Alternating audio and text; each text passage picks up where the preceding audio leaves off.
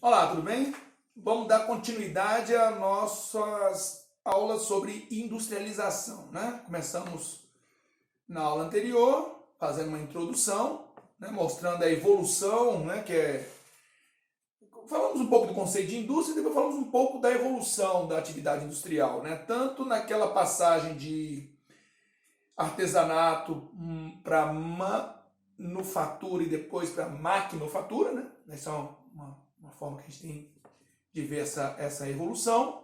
Falamos um pouco das revoluções industriais, né, que quando você chega na maquinofatura, você inaugura as revoluções industriais, né? A primeira, no final do século XVIII para os ingleses, primeira metade do XIX para outros países, né? Que é aquela da máquina a vapor, do carvão mineral, né?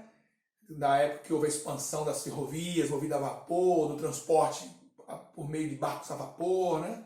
E que já gerou uma integração mundial maior, né? Áreas estavam distantes, foram conectadas, né? Nos Estados Unidos e no Canadá, eles inauguraram ferrovias transcontinentais, né? Que ligavam o Atlântico ao Pacífico, né? Então essa é a primeira revolução industrial. Depois temos a segunda, que é a do petróleo, motor a explosão, indústria automobilística, petroquímica, plástico, borracha, né? E Fordismo, né? Segunda revolução industrial tem a ver com o Fordismo, o modo de produção industrial inaugurada pelo Henry Ford, inspirado lá no Taylorismo, né? É por isso que ele chama de Fordismo, Taylorismo, né? O Taylor é o que escreveu sobre como aumentar a produtividade do trabalho, né? Através de determinadas metodologias, né? E aí, inspirado nisso, inspirado também nos frigoríficos de Chicago, né? Que o Ford enxergou esse trabalho em série, né? Uma esteira rolante. Os frigoríficos lá em Chicago abatiam animais, né? Suínos, né? Usando também esteira rolante, cada açougueiro tinha um corte específico para fazer, né? Ele se aproveitou desse conhecimento todo e inseriu isso na linha de produção do Ford T, né? O Henry Ford, o fundador da Ford Veículos, né? E conseguiu catapultar a produção, né? A partir da divisão do trabalho, especialização, né, de cada trabalhador, trabalho repetitivo, mecânico, né, um trabalho alienado, né, onde o trabalhador repete sempre a mesma função, né. Quando a gente fala alienado, que vai perdendo, né, a noção do todo, né, vai ficando muito concentrado só na atividade fim dele ali, repetitiva, né, mecânica, né, fácil de ser substituído, né. E isso tudo aumentou a produtividade do trabalho e aumentou a produção, a escala de produção, né. Com isso, o Ford tinha aquele sonho, né, que um operário pudesse comprar o carro que fabricava, né, na medida que o custo ia diminuindo, que a escala ia aumentando, né. E aí isso catapultou a produção nos Estados Unidos, inclusive vai gerar uma superprodução, né, vai ajudar a gerar a superprodução que levará à crise de 29, né. Então o Fordismo é um modelo que está muito associado ao capitalismo industrial, no caso aí anos 20, né. Estamos numa época de transição entre o capitalismo industrial e o monopolismo financeiro, né? E aí esse modelo vai permear várias décadas, né? Até meados dos anos 70, né? Quando o mundo passa a conhecer o toyotismo, aí já dentro do capitalismo monopolista financeiro, né? E já dentro da terceira revolução industrial, né? Que é a revolução técnico-científico-informacional. Você está vendo que eu estou fazendo um paralelo entre as etapas do capitalismo e as etapas das revoluções industriais, né? Tá entendendo esse paralelismo que eu estou estabelecendo aqui, né? E aí lá na terceira revolução industrial, que é a terceira etapa do capitalismo, né? Veio o toyotismo, que aí já é um modelo desenvolvido pelos japoneses, um modelo diferente, tem outra concepção, né? Concepção de trabalho em equipe, de time, né? Onde os trabalhadores se revezam em funções dentro da mesma equipe, né? Produto mais customizado, eles chamam de just in time, né? Que você produz de acordo com demanda, né? Muito alinhado com a demanda.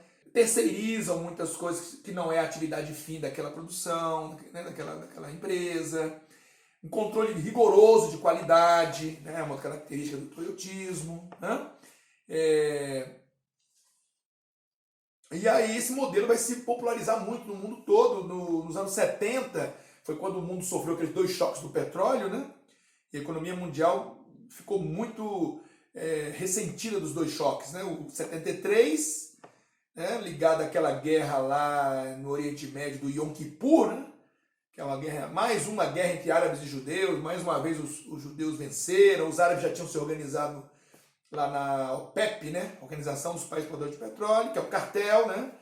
E aí eles decretaram a redução dos preços, das ofertas, na verdade, né? Da produção de petróleo, baixaram as cotas de produção e os preços aumentaram bastante, né? Foi uma represália do mundo árabe a Israel e aos seus aliados, né?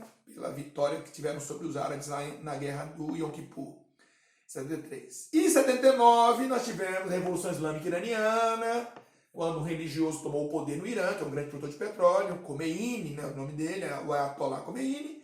E aí veio a Revolução Islâmica, logo em seguida a guerra entre o Irã e o Iraque, dois vizinhos, e dois grandes produtores de petróleo.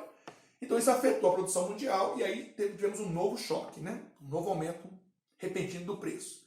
E o terceiro choque vai acontecer em 91, na chamada Primeira Guerra do Golfo, quando o Iraque tentou anexar o Kuwait e houve uma repressão internacional, né, capitaneada pelos Estados Unidos, que levou uma guerra até aquela região, né, quando Saddam Hussein foi obrigado a recuar, ficou isolado. Né, isso antes do Bush filho, na época do governo do Bush pai ainda, né, lá nos Estados Unidos. E aí é o terceiro choque que muitos chamam. Né.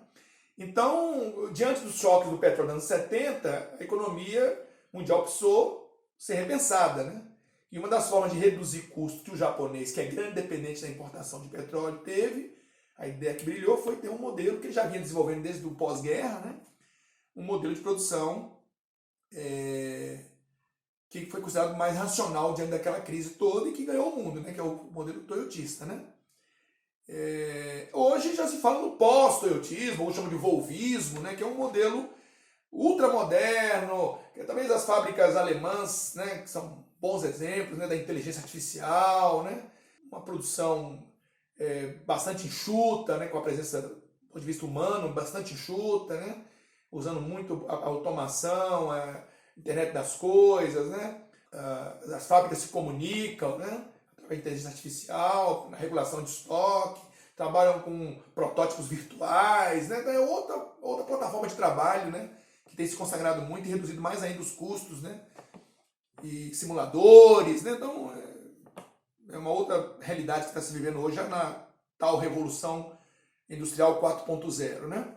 Certo? Então, veja, na medida que o capitalismo está evoluindo, estamos também evoluindo com as revoluções industriais e estamos falando aqui de modos de produção industrial, né? Fordismo, toyotismo, volvismo, pós-toyotismo são modos de produção industrial, né? Uma outra coisa que é bom a gente também ver na sequência, o capitalismo ele é comercial, industrial, monopolista ou financeiro e, por último, informacional, que é o que nós estamos entrando agora. Vou falar um pouco dele agora. E nessas etapas do capitalismo sempre tiveram doutrinas econômicas que dominaram cada momento, né? Então a doutrina econômica do capitalismo comercial é o mercantilismo, né? Absolutismo, centralização de poder, concentrar riqueza no cofre do Estado, né? Superávit comercial, né? Essas eram características dele. Depois nós vamos para o liberalismo, né? Que vai dominar ali o capitalismo industrial, né? Do Adam Smith, né? Da mão invisível do Estado, do mercado, né? O mercado se autorregula, né? Pouca intervenção, nenhuma intervenção estatal, né? Proteger a propriedade privada, os interesses do capital privado. Então esse é o pensamento liberal, né? Que é o pensamento que vai levar os Estados Unidos à crise de 29, né? O excesso de liberalismo, de não intervencionismo, gerou uma superprodução, né?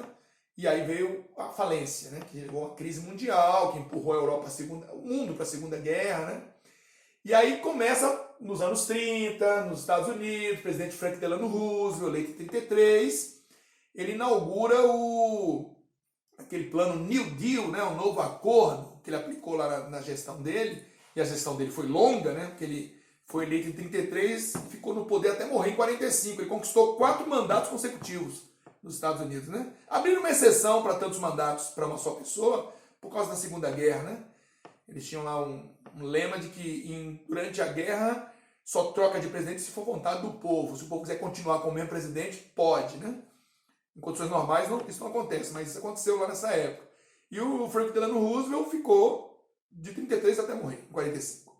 E o New Deal foi o plano que ele aplicou com dinheiro público, dinheiro estatal. Ele salvou bancos, ele estimulou a construção civil, obras de infraestrutura no país, né? E aí ele gerou emprego, gerou renda, né? E fez a economia voltar a se movimentar e superou a depressão dos anos 30, que foi bastante complicada lá nos Estados Unidos, né? Gerou falências em série, pessoas até se suicidaram lá no famoso dia que a Bolsa de Valores quebrou, né?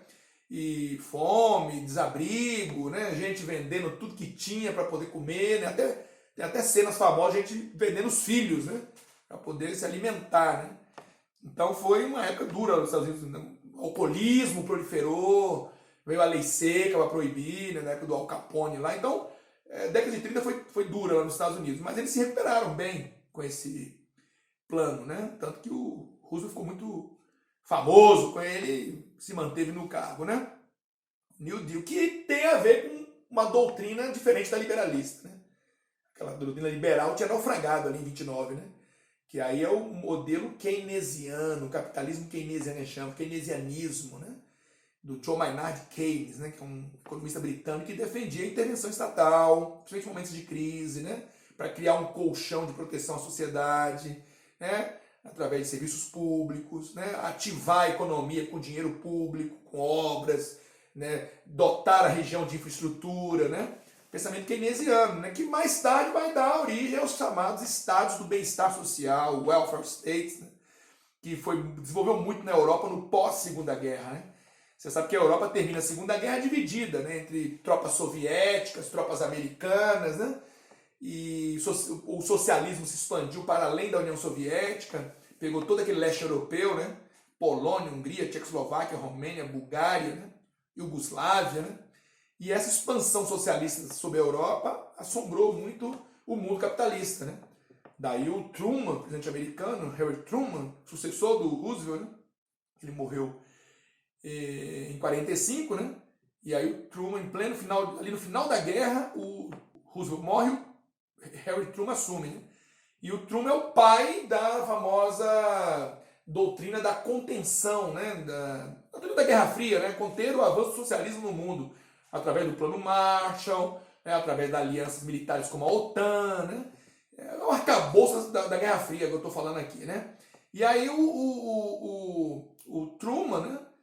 Durante essa época que o Truman governou os Estados Unidos e que a Europa se recuperava da Segunda Guerra, havia um temor grande, né, da expansão socialista. Então, uma das formas de barrar a influência socialista era transformar aqueles países que estavam se reconstruindo pós-guerra, né, em países que protegiam a sociedade, estados que protegiam a sua sociedade, né, criando benefícios sociais, seguridade social, né, financiando programas de moradia, previdência social, seguro-desemprego, licença maternidade e paternidade, né? Quer dizer, criando mecanismos para proteger a sociedade, né? São estados que gastam muito com a sociedade, criam muitos benefícios, diminuiu desigualdades com isso, mas são estados caros, né? E agora que a Europa está cada vez mais velha, né? E o que impacta na força de trabalho, né? E diante das crises recentes, principalmente essa última de 2008 para cá, e agora estamos vendo um novo momento de crise global, né? Em função das circunstâncias da pandemia, agora se repensa todo esse modelo onde o Estado é caro, né? Ele cobra muito imposto, e aí para reduzir gastos, tornar mais austero os gastos públicos, a ideia é repensar todo esse Estado do bem-estar social que ainda está lá pela Europa, né? Desmontar esse Estado, que gera muita crítica, muita reação da sociedade, dos trabalhadores, dos sindicatos, né? O Macron está tentando fazer isso na França, né? E está enfrentando dificuldades, né? E então, pessoal, esse keynesianismo, né, que permeou aí dos anos 30 até, ainda está por aí, né? Mas ele passou a ser questionado nos anos 80, né? Principalmente nos Estados Unidos, né? Na Inglaterra, né? Na época que o presidente americano era o Ronald Reagan, e a primeira-ministra britânica era Margaret Thatcher, a Dama de Ferro, né? Eles estiveram muito juntos, muito aliados no modelo neoliberal, né? O famoso consenso de Washington, né? Que prega, como o nome já propõe, uma retomada do liberalismo, né? Então, reduzir o tamanho do Estado, Estado mínimo, abrir mercados, regulamentar a economia, né? Quer dizer, reduzir ao máximo a intervenção estatal, privatizações, né? Isso chegou aqui no Brasil pelas mãos do governo do Collor, Fernando Collor de Mello, né? Nos anos 90 ele abriu a economia brasileira, atraiu capital estrangeiro, atraiu empresas estrangeiras e iniciou um processo de privatizações, né? E depois Fernando Henrique Cardoso deu continuidade a esse modelo, né? Embora o Fernando Henrique não gostasse da alcunha de neoliberal, né? Porque o neoliberalismo tem um impacto muito grande em sociedades menos desenvolvidas como a nossa, né? Porque você diminui a presença do Estado e desampara muito aquela parcela da sociedade que depende muito do Estado, né? Segurança pública, saúde pública, educação pública, né? Programas de renda, né? Para pessoas de baixa renda, isso tudo fica muito sacrificado nesse modelo, né? Então aí o neoliberalismo ele veio à tona nos anos 80, 90, né?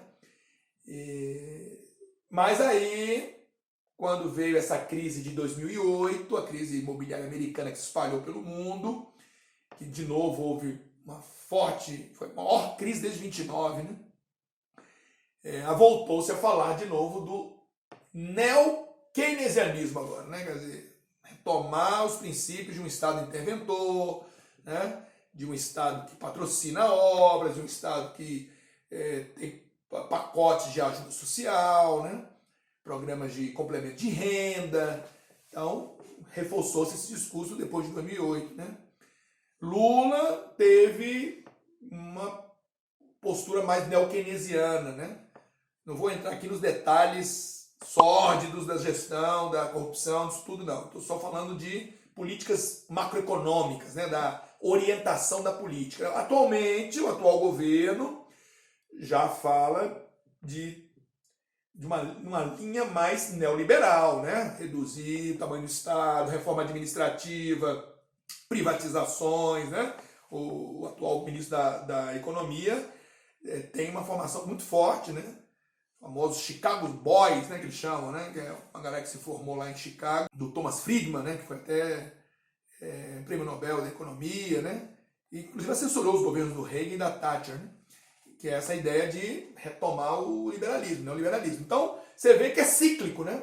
Nós já falamos de liberalismo, keynesianismo, neoliberalismo, neokeynesianismo, né? Como eu já falei, o capitalismo é cíclico e nós estamos falando de doutrinas que são cíclicas, né? Então, essa ciclicidade é muito comum. Em relação à quarta etapa do capitalismo e à quarta etapa da Revolução Industrial, né? Que é que eu fiquei de falar mais agora nessa aula, a chamada Revolução Industrial 4.0 ela está a caminho, né? Nós estamos, na verdade, entrando nela. Alguns países já estão com mais dentro do que outros, né? Que é uma revolução que está muito ligado na terceira revolução você teve informática, internet, né? Automação de processos, e isso agora está convergindo bastante, né? Então a era da convergência digital, né? Onde o teu smartphone agora é tudo aí, né? É uma câmera fotográfica, é um aparelho para videoconferência, é o teu computador de bordo, né? Eventualmente você pode até falar nele, se você lembra que ele fala também, né? Mas ele pode servir como telefone, você que não faz mais isso, que é pecado, né? Tem que mandar mensagem. Mas ele serve para tudo, para filmar, para fotografar, para assistir seu Netflix lá, seu Prime Video, né? Não vou fazer merchandising aqui dessa galera não, né? Mas ele hoje é tudo dali, convergiu tudo naquele aparelho, né? Que revolucionou nossas vidas aí, né? A chamada internet das coisas, né? Que é você ter a internet no óculos do Google, ter a internet no relógio que marca a sua pulsação, né? A sua casa inteligente, cidades inteligentes, carros autônomos, né? Que o pessoal do Google está bem à frente nisso aí, né? O pessoal do Uber também trabalhando muito essa questão, né? A questão do Big Data, né? Você ter acesso a banco de dados e definir perfis, extrair informações para o comércio, o turismo, para o governo, né? para políticas públicas, a partir de um banco de informações a nosso respeito que está disponível aí, né? Até uma discussão muito grande sobre a questão da privacidade, né? E você tá até geolocalizadores que sabem a todo momento onde é que você está, o que é que você comprou, que restaurante você frequenta, né? O seu endereço, né? Então, se discute até a questão muito da privacidade, né? Facebook, esse pessoal todo tem muita informação aí que eles comercializam, né? Essas informações e que o mercado está cada vez mais usando, né? A inteligência artificial, né? Cada vez mais estaremos sendo tratados por máquinas, né? Inteligentes, que tomam decisões, né? Então isso vai revolucionar, já está revolucionando o mercado de trabalho, né? Uma mudança drástica aí, muitos postos de trabalho vão desaparecer, outros vão surgir, né? Como em cada revolução industrial isso aconteceu, né? Cabe saber se vai surgir mais posto do que vai ser ceifado pela nova tecnologia, né? Que pela primeira vez as máquinas vão tomar as decisões, né? Porque estão preparadas para isso.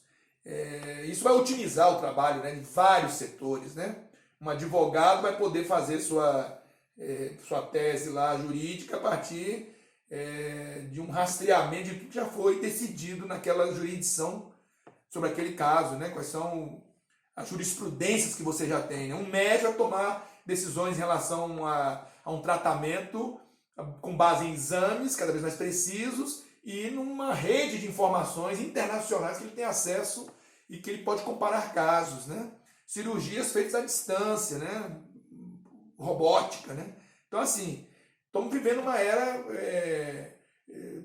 muito virtual, né? Por exemplo, a chamada... hoje você tem simuladores aí que simulam situações que você não precisa mais passar por ela para saber como é que funciona, né? Para eu testar um carro, não preciso ter ele pronto e sair dirigindo, né? Eu posso fazer tudo num simulador, assim você faz com um avião, né? Então, é chamada realidade virtual, né? Que cada vez está sendo mais utilizada pela indústria, né? O Pokémon GO que você encontra lá no canto da sala lá, né? É a famosa realidade aumentada, né? Que já está sendo usada pela indústria, pelo comércio, né? Pelos serviços, né? E que vai ser cada vez mais útil na nossa vida, né? Impressoras 3D, né? Que estão permitindo fabricar objetos, configurar até órgãos do seu corpo para serem analisados por um especialista, né? Quer dizer, a nanotecnologia na medicina, na confecção de tecidos, né? Para esportistas, tecidos que melhoram o desempenho do atleta, né? Você vai poder ter cada vez exames mais precisos com a sua gota de suor, com a gota de sangue, né? Porque a nanotecnologia vai poder trabalhar nisso, né? E tratamentos com menos invasivos, com menos efeitos colaterais, né? É um outro exemplo que você tem na chamada Revolução 4.0, né? Então, assim, eu poderia dar vários exemplos aqui, estou dando alguns para você entender que é nesse mundo que nós estamos entrando, né? A sua geração viveu a terceira Revolução Industrial e está indo para a quarta, né? A minha ainda assistiu o nascimento desse mundo da terceira revolução nos anos 90, né? Eu saí da máquina de datilografia para o computador. Não é que eu sou velho não, hein? Comecei novo, tá? Mas é isso, eu vi essa passagem do telefone fixo para o smartphone, né? Então a gente está vivendo essa transição rápida, né? As empresas hoje, as maiores empresas do mundo, se no passado estavam ligadas ao petróleo, setor banqueiro, financeiro, né? Corporações das ferrovias, do aço, do carvão, né? Hoje você tem as maiores empresas do mundo ligadas ao setor da informação, da informática, da TI, né? Da inteligência artificial, né? Que é o Apple, Google, Microsoft, Amazon, né? Facebook, né? São os gigantes hoje aí, né? Estão ligados a esse setor de convergência, de inteligência artificial, né? De computação em nuvem, de armazenar dados em nuvem, de Big Data, né? Porque essas empresas não estão se prendendo hoje o Google, o menor das preocupações dele é a rede de busca, né? Que um dia lançou eles, né? A Microsoft, menor preocupação dela é o Windows, né? Isso foi a porta que eles abriram lá atrás, né? Hoje já estão caminhando em direções muito alçando voos muito mais altos, né? E essa é a tendência, né? Marcas que valem mais do que espaços físicos, né? Porque estamos vendo uma era que se valoriza muito o conhecimento, o know-how, né? Os famosos tecnopolos, né? Que são os polos que geram tecnologia no mundo, como o Vale do Silício, na Califórnia. Então, associados a grandes centros universitários. Então, essa é a marca da atual fase, que é uma fase transitória, né? Da terceira revolução industrial para a quarta, né? E o capitalismo? O capitalismo também está evoluindo para capitalismo informacional, né? Onde essas características que eu estou dizendo aqui, elas interferem no capitalismo, é claro. E eu já tinha até comentado na outra aula a questão da era dos compartilhamentos, né? O capitalismo hoje está vivendo uma era nova, né? Onde a maior rede de hotéis não tem um hotel, né? O Airbnb, a maior rede de transportes não tem um carro, é o Uber, né? A maior rede de alimentação não tem um restaurante, né? É o iFood, né? Então, assim, a era dos aplicativos, né? Onde você, com um aplicativo, está revolucionando muita coisa, criando soluções inteligentes, assessorando governos e pessoas, né? Empresas, né? Então, uma era em que isso virou uma boa ideia transformada num aplicativo, né? Virou uma empresa gigante, bilionária, né? Então, essas são as características, né? Chamados compartilhamentos, né? Então, hoje vive-se uma era em que as pessoas cada vez vão ter menos seu carro pessoal, né? Vão ter o direito de assistir seus filmes, como nós estamos assistindo por stream, em casa, né? Através de uma plataforma, né? E não preciso mais necessariamente ir ao cinema ou alugar um vídeo como era antes, né? Então, assim, uma grande transformação. A educação à distância, estamos aqui, né? Ó, na videoaula, juntinhos aí, educação à distância, né? Então, assim, é uma transformação, né? Telemedicina, né? Tudo isso está proporcionando mudanças, inclusive mudanças nos nossos hábitos, nas relações sociais, né? Interferindo nas nossas decisões. Então, temos que estar muito atento. É um mundo muito rico, mas ao mesmo tempo um mundo que demanda a gente estar selecionando informações, sendo mais criterioso no que ouve, no que repassa, porque há um bombardeio de informações aí para nós, né? Então essa é a quarta etapa do capitalismo, né? Outrora você também ouve falar de etapas da globalização, é mais um elemento que pega carona aí nessas sequências, né? A globalização ponto 1, ponto 2, ponto 3, ponto 4, que segue as ondas do capitalismo, né?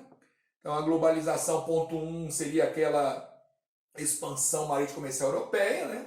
Um mundo eurocêntrico, né? A partir da Europa, a Europa conquistou o mundo, acumulou riqueza, globalizou sua língua, sua crença, seus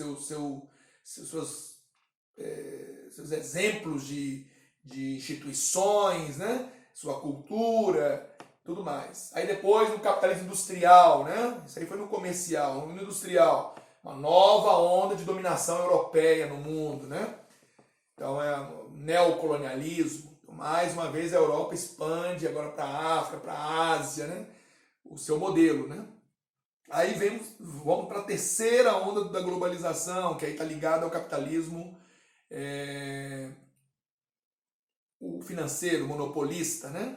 Aí já tem uma liderança norte-americana, né? Os Estados Unidos, depois da Segunda Guerra, ajudou a Europa a vencer duas guerras, a Europa saiu muito prejudicada das duas guerras, mas os Estados Unidos saíram muito bem, né? Porque estiveram na guerra, mas a guerra não foi nos Estados Unidos, né? Então preservou o seu território, sua produção, né? As vidas dos seus cidadãos. Então o americano vai ganhar uma influência muito grande na produção, na tecnologia, militar, política, né?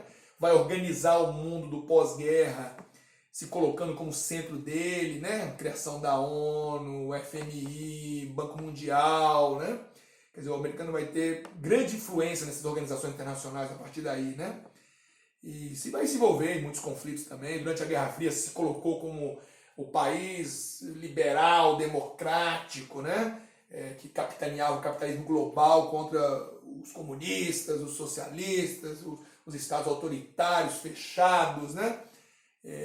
Centralizados, né? Então se colocou, e aí com a queda dos regimes socialistas triunfou o americano e o capitalismo e o liberalismo, né? E de lá para cá os Estados Unidos vem enfrentando as agruras do novo mundo, né? Pós-Guerra Fria, né? Que aí você tem a multipolaridade, a emergência da China, né? A emergência do terrorismo como força que contesta, né? Valores ocidentais, né? E através do terror, né? Lamentavelmente, não que o terrorismo tenha surgido aí, mas ganhou muita força no pós-Guerra Fria, a ação do terrorismo, principalmente terrorismo islâmico, né? Que muitos consideram mais uma força nesse tabuleiro aí, né? Os países se organizando em blocos, né? Na União Europeia principalmente. É verdade que no momento agora estamos vivendo uma certa crise desse modelo, né? Mas isso se prosperou muito nos anos 90, anos 2000, né? E atualmente, né, nós estamos chegando numa fase de se repensar tudo isso, né? Atualmente, depois da crise de 2008, houve uma guinada mais à direita no mundo, né? A própria eleição do Trump nos Estados Unidos, aqui do Bolsonaro, né? Candidatos de direita que chegaram até o segundo turno em alguns países, como Marine Le Pen na França, né? Consolidação de regimes mais autocráticos, né? Como na Turquia, com Erdogan, né? Viktor Orbán na Hungria, próprio Putin, né? Na Rússia, né? Então, assim, se consolidaram esses regimes mundo afora, né? E nessa guinada mais à direita, temos aí um mundo mais isolacionista, mais xenófobo, né?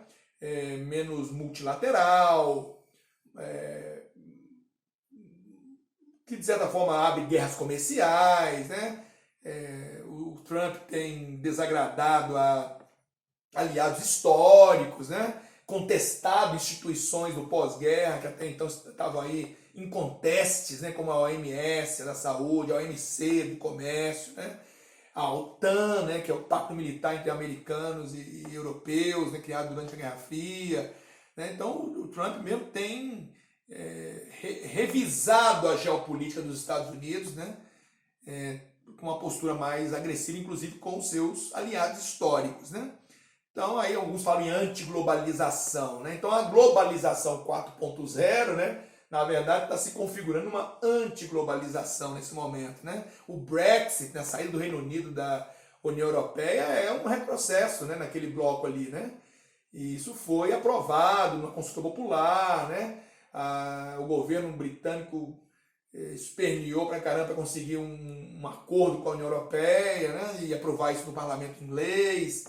E agora foi com a Theresa May que eles tentaram, mas não foram bem sucedidos. E com o Boris Johnson agora eles conseguem chegar a um acordo definitivo, aprovado no parlamento. 31 de janeiro de 2020 o Reino Unido deixou a União Europeia, ainda tem o resto do ano de 2020 para poder consolidar esse rompimento, né? Mas é um novo momento que nós estamos vivendo, né? Então, o mundo tem, na última década, né, tem passado por algumas mudanças, né, que, de certa forma, mudaram um pouco o curso de como as coisas vinham caminhando até então, né?